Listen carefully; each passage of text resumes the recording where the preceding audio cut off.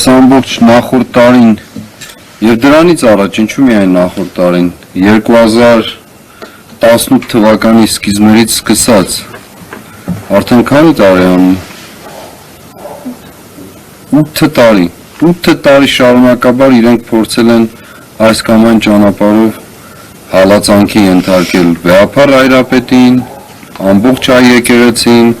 անշուշտ թիրախավորելով Վեհափառին, թիրախավորելով ամբողջ եկեղեցին։ Հիմա եկել հանգել են բարենորոգման կետին, մոռանալով իրենց բարենորոգելու մասին, որի ճանապարհ էլ չունեն, նույնիսկ բարենորոգվելու ճանապարհ էլ չունեն։ Իսկ եկեղեցին իր բնական ընթացքով շարունակելու է կյանքը, լինելով այն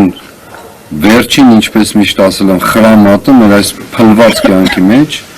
որը նաև պատճառը լինելու մեր վերհառնման։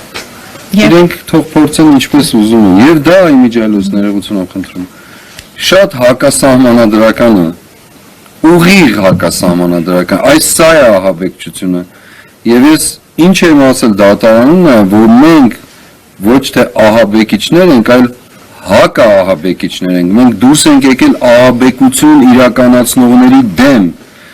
իրենք են ահաբեկիչներ, որոնք ահաբեկել են ամբողջական իմաստով մեր ազգը, մեր երկիրը, մեր սուրբ եկեղեցին եւ բոլոր մարդկանց, պարզ քաղաքացիներին են ահաբեկում այսօր, պարզ քաղաքացիներին եւ բնականաբար ես միայն ասում թող փորձեն, ուրիշ ոչինչ